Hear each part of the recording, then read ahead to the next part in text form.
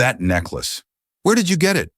The old woman's voice, usually a boardroom weapon, cracked like thin ice. Not a polite inquiry, more a raw demand that scared the waitress, Amelia. See, what that titan of industry didn't know, what nobody knew, was that locket was more than cheap silver. It was a map leading straight to 30 years of lies. Amelia, bless her, just thought it was a family heirloom. Her mother's. A mother who never spoke of the past. The rich lady, though, Elelanina. She knew. That little star held a secret, a daughter, a betrayal. And Amelia? She had no clue she was about to inherit a war. They have no idea how her quiet kindness will change everything. That necklace! Where did you get it?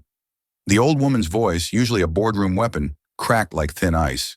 Not a polite inquiry, more a raw demand that scared the waitress, Amelia. See, what that titan of industry didn't know, what nobody knew, was that locket was more than cheap silver. It was a map leading straight to 30 years of lies. Amelia, bless her, just thought it was a family heirloom. Her mother's. A mother who never spoke of the past. The rich lady, though, Elelanina. She knew. That little star held a secret, a daughter, a betrayal. And Amelia? She had no clue she was about to inherit a war. They have no idea how her quiet kindness will change everything. The grandeur of Vance Global meant nothing to Elelanina Vance in that moment. Forget the billions, the power that bent politicians to her will, the sterile perfection she curated with an iron fist. In that greasy spoon diner, the bistro, all that dissolved away, leaving a raw, vulnerable woman staring at a tarnished silver necklace. A necklace worn by Amelia, a waitress barely scraping by. Elelanina, 82 and a force of nature in the corporate world, clung to routine.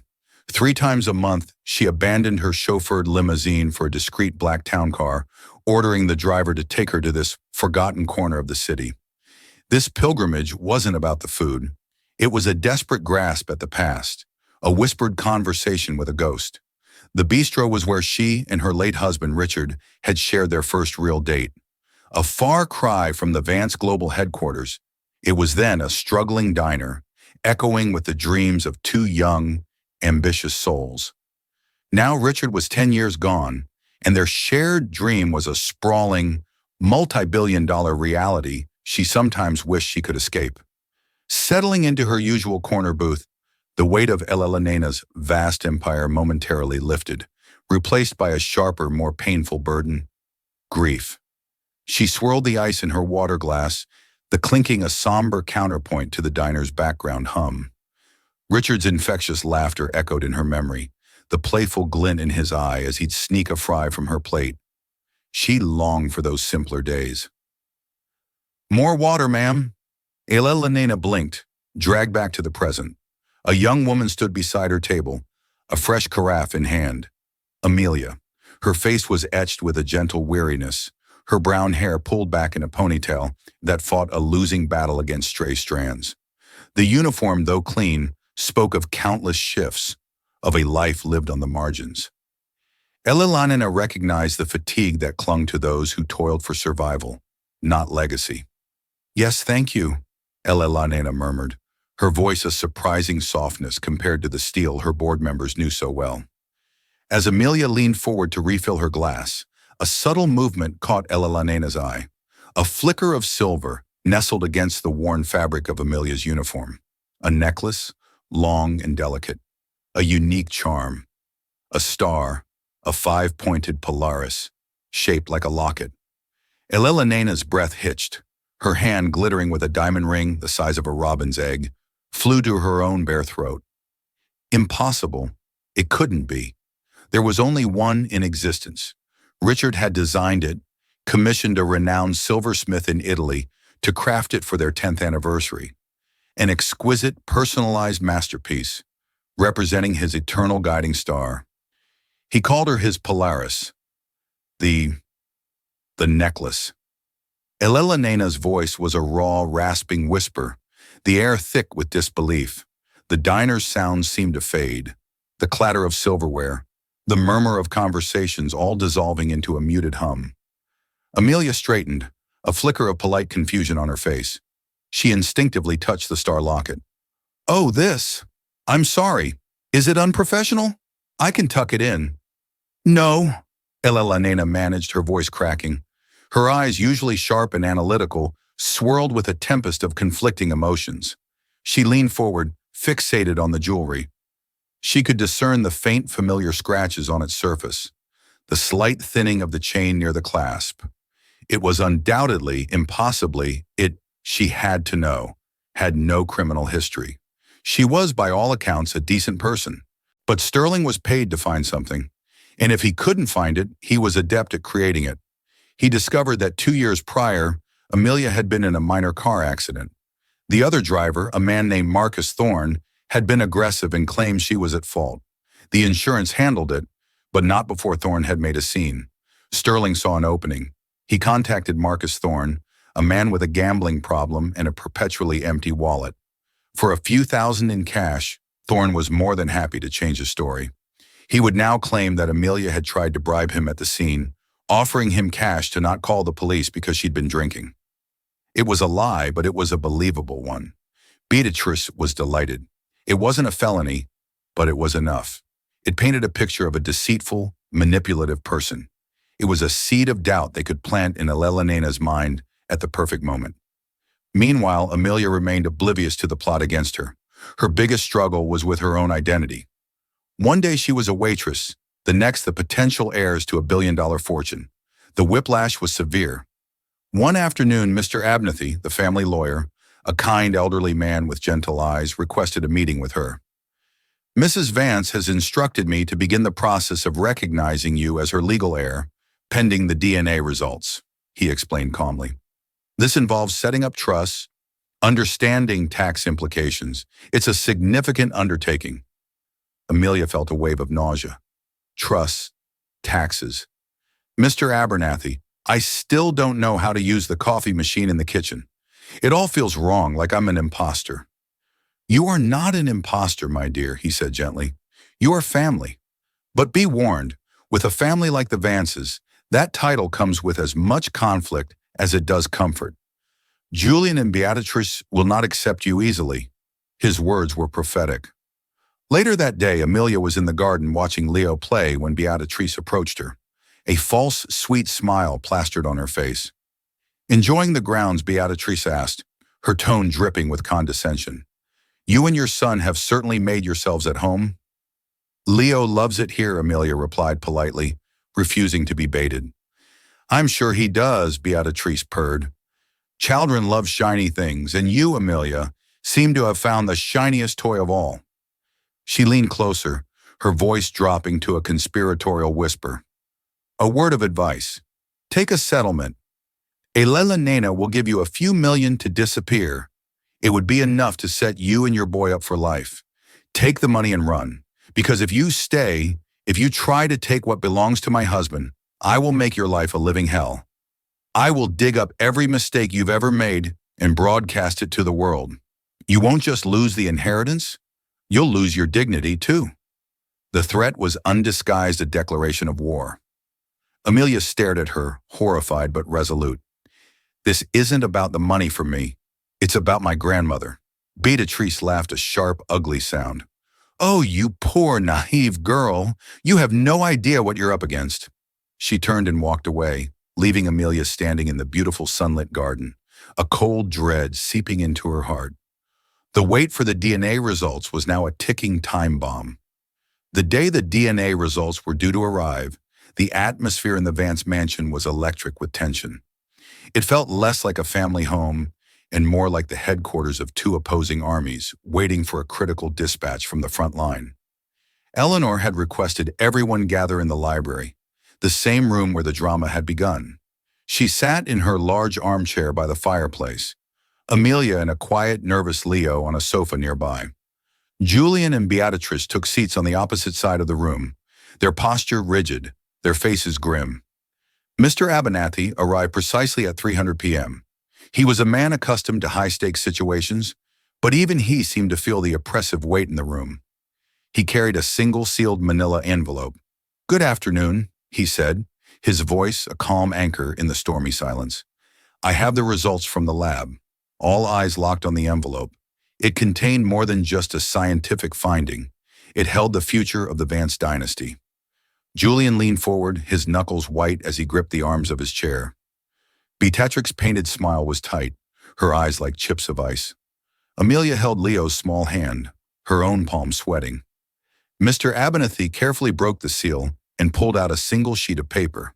He scanned it, his expression unreadable. After a moment that stretched for an eternity, he looked up, his gaze settling on Elena. The analysis compared the DNA sample provided by Miss Amelia Reed with a sample from yourself, Elena, he announced formally. The results are conclusive. He paused for dramatic effect. The probability of grand maternity is 99%. Amelia Reed is without any scientific doubt the daughter of the late Isabella Vance Reed and your granddaughter. A collective gasp went through the room. Elena closed her eyes and a single tear of pure relief rolled down her cheek. She reached a hand out to Amelia, her smile radiant. I knew it, she whispered. I knew it in my soul. Amelia felt a wave of vindication wash over her. She squeezed Leo's hand and smiled back at her grandmother, a genuine, happy smile. It was real. It was all real. Julian slumped back in his chair as if he'd been punched, a look of pure fury on his face. This was his worst-case scenario. But Beatrice was not defeated. She was prepared. This was the moment she had been waiting for. Well, Beatrice said, her voice cutting through the emotional moment like a shard of glass. That's settled. Then she stood up a folder in her hand that Amelia hadn't noticed before. While we were all waiting for this oh-so-touching reunion to be confirmed, Julian and I thought it prudent to do our own due diligence to understand exactly who we are welcoming into this family. Eleanor's smile faded. Beatrice, what is the meaning of this? This is a moment for celebration. Is it? Beatrice replied, her voice saccharine. Or is it a moment to face the truth?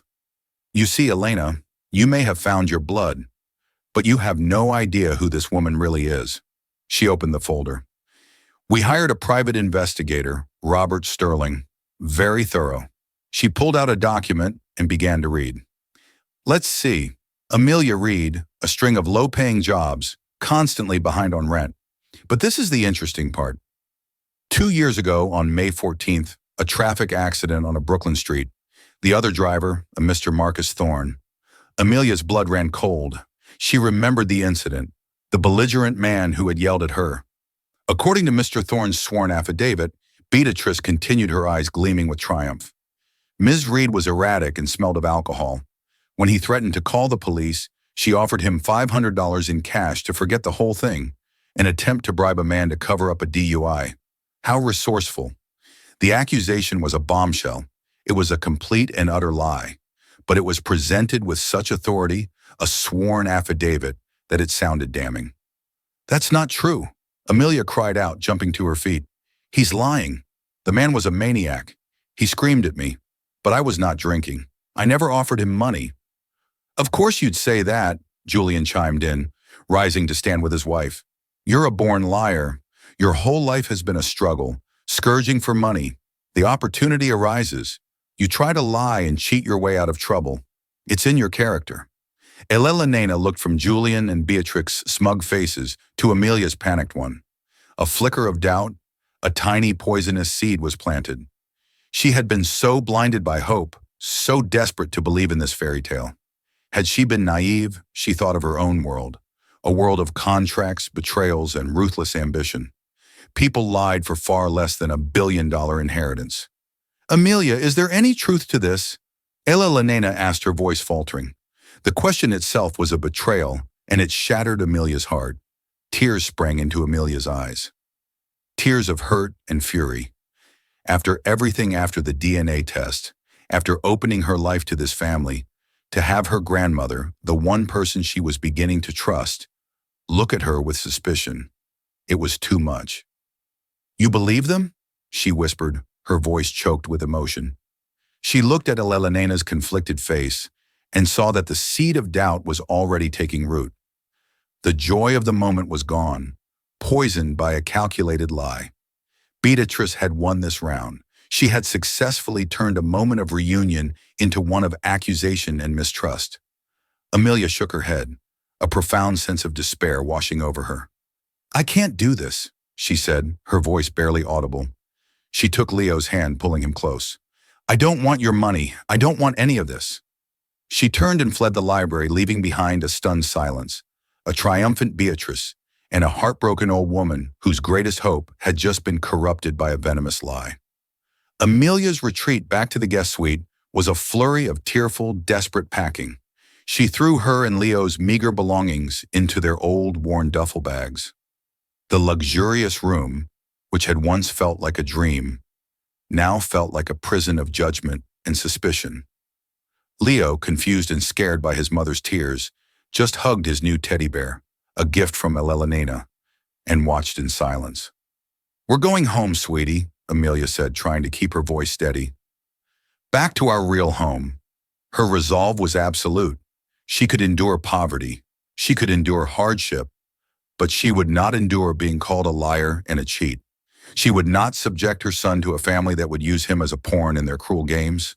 The brief moment of doubt in Elena's eyes had severed the fragile bond between them more effectively than any lie. Downstairs, the library was a war zone of words. "How could you?" Eleanor raged at Julian and Beatrice, her own heartbreak now solidifying into fury. "You took a moment of pure joy, and you deliberately, maliciously destroyed it. We revealed the truth." Julian shot back, his voice rising to match hers. "We are trying to protect you. This woman is a grifter. Her character is flawed. Can you imagine the scandal when the tabloids get a hold of this billionaire's heir in DUI bribery scandal? It would tarnish the Vance name forever." "A name you seem to care about more than your own family," Elena retorted. "More than your long-lost niece? More than my happiness.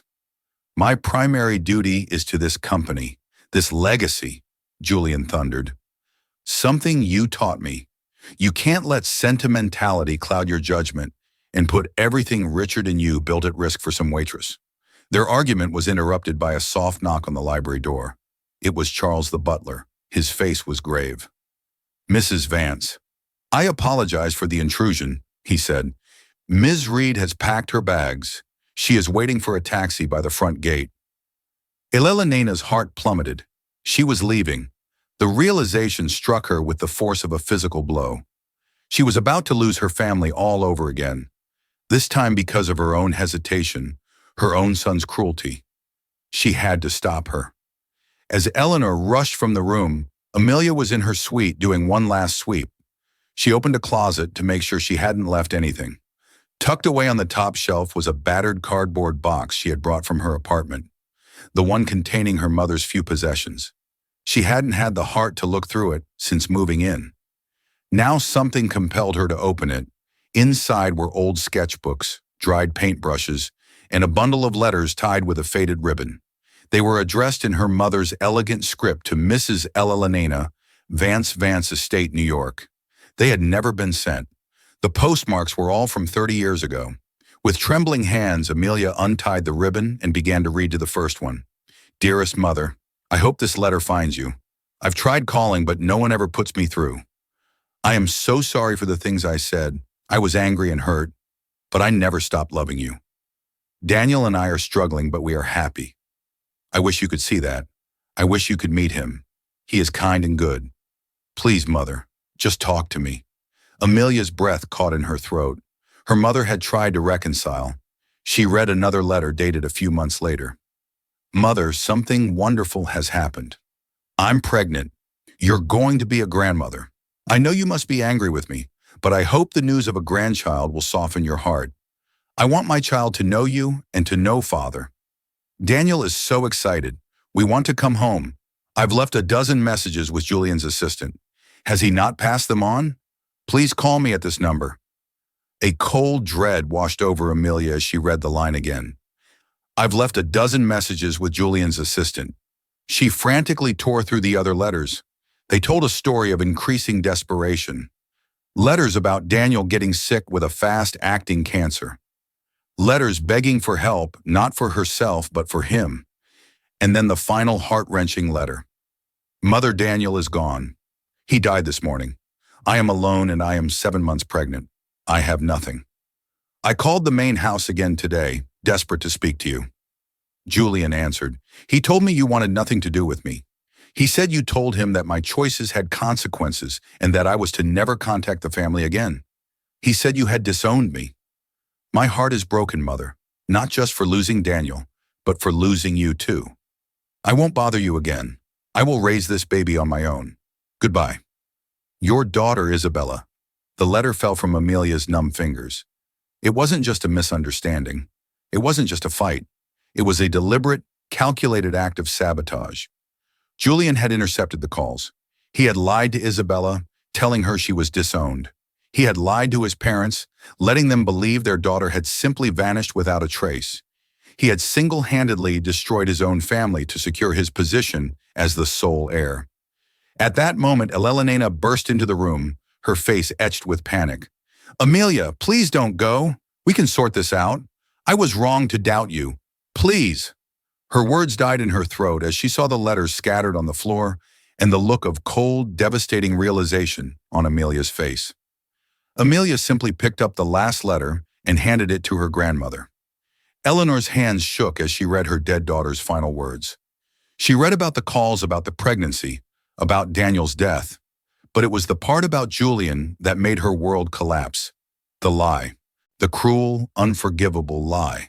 The son she had raised, the man she had made CEO of her company, had not only allowed his sister to suffer and die alone, but had orchestrated it. He had let his parents grieve for 30 years over a loss he himself had engineered. A low, guttural sound of pure agony escaped Elena's lips. It was the sound of a mother's heart breaking for the second and final time. She looked up from the letter, her eyes no longer filled with tears, but with a fire of incandescent rage. She turned and marched out of the room, the letter clutched in her hand like a weapon. Amelia followed, knowing this was no longer about her. This was about a 30-year-old crime that was about to be brought into the light. They found Julian and Beatrice in the main hall, smugly waiting for the problem to leave. Elena strode right up to her son and without a word slapped him across the face. The sound echoed through the cavernous space. You! She hissed, her voice trembling with a rage so profound it was almost silent. She held up the letter. You did this. You let her die alone. You let us think she was gone. You killed your own sister. Julian's face went white as he saw the letter. The mask of control shattered, replaced by pure cornered panic. Mother, it wasn't like that. I was trying to protect you from her, from them. Protect me. Elena's voice rose to a terrifying roar. You destroyed us. For money. For power. You are not my son. You are a monster. The truth was out.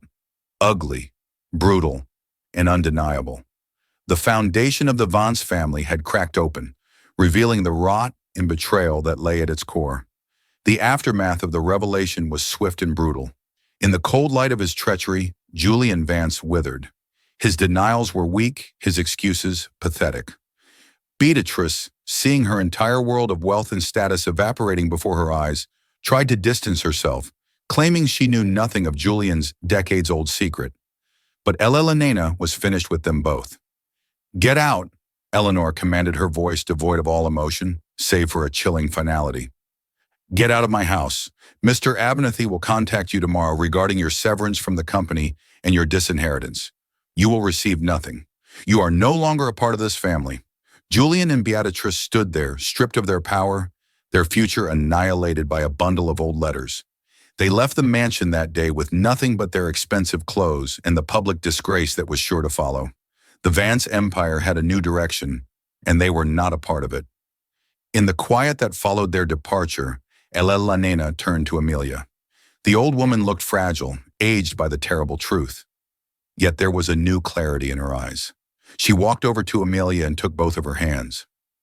I am so sorry, Elena said, her voice thick with unshed tears. I failed your mother, and I failed you by doubting you. Can you ever forgive me?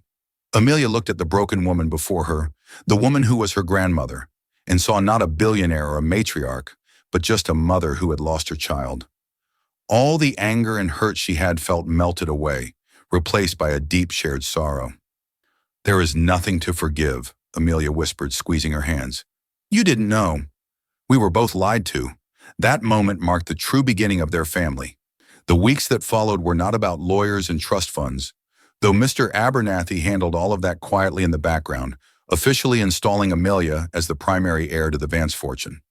Instead, they were about healing. Eleanor, Amelia, and Leo became a small, tight-knit unit. They spent their days not in boardrooms, but in the gardens. Eleanor taught Leo how to play chess the same way she had taught Isabella. Amelia, discovering her mother's old art supplies, started sketching again, a talent she never knew she had. She drew pictures of Leo chasing butterflies of Charles the butler, secretly smiling of Eleanor, asleep in her armchair, a look of peace finally on her face.